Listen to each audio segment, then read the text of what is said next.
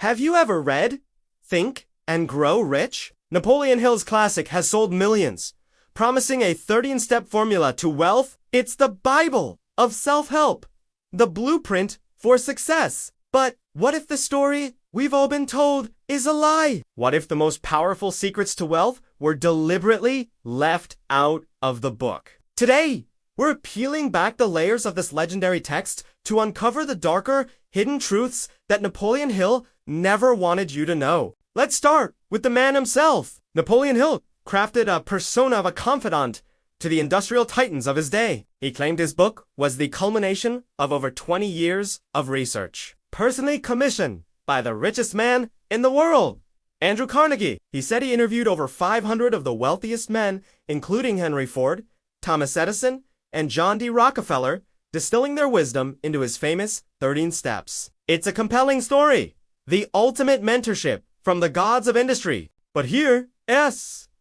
the first dark secret. There is almost no evidence any of it actually happened. Carnegie's official biographers find no record of him ever meeting Napoleon Hill, let alone commissioning a multi-decade study. In fact, Carnegie died in 1919, long before Hill claimed the project was completed. As for those 500 interviews, the historical record is eerily silent. Men like Henry Ford and Thomas Edison kept meticulous daily logs and correspondence records. Napoleon Hill's name is conspicuously absent. It seems the foundation of Think and Grow Rich might be built on a spectacular fabrication. So, if Hill didn't get his secrets from the titans of industry, where did they come from? The answer is far more mystical and unsettling than you might imagine. In his later, less famous writings, Hill confessed the true source of his inspiration. He claimed he received his wisdom not from living men, but from a council of spirit guides he called the invisible counselors. He would sit in his study, close his eyes, and summon the spirits of men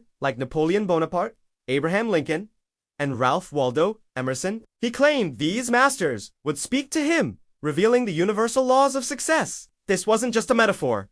Hill was dead serious. He believed he was channeling disembodied entities who held the keys to the universe. This brings us to the unofficial 14th step, the one he couldn't put in a mainstream book in the 1930s, Esoterico Communion. The real power, according to Hill's hidden doctrine, wasn't just about positive thinking. It was about tapping into a supernatural intelligence, a cosmic mind. He called it infinite intelligence.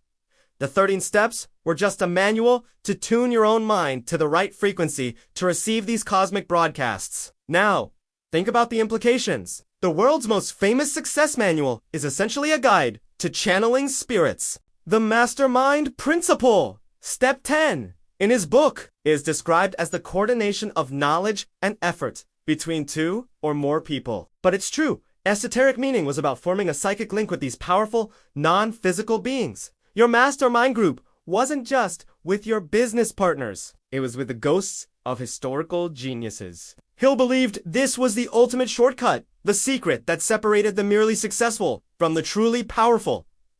But this path has a dark side. Hill himself wrote about the dangers. He warned that when you open your mind to these forces, you don't always get to choose who comes through. He spoke of evil influences and negative entities that could latch on to an undisciplined mind, leading to ruin instead of riches. He described periods of his own life where he was plagued by fear and doubt, which he attributed to psychic attacks from these dark forces. He even confessed that his first wife left him because she thought he was going insane, talking to people who weren't there. This leads us to another chilling aspect. Many who followed Hill's esoteric path to its extreme conclusion didn't just get rich. They became obsessed with power and control. Consider the teachings of the New Thought movement, which heavily influenced Hill. Figures like Wallace Wattles, author of The Science of Getting Rich, taught that the universe is a thinking substance that you can command with your thoughts.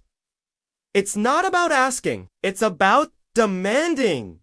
This ideology can create a mindset where other people become mere pawns in your cosmic game of wealth creation. Empathy is replaced by sheer force of will. The real secret isn't just about thinking rich, it's about becoming a conduit for powerful, unseen forces.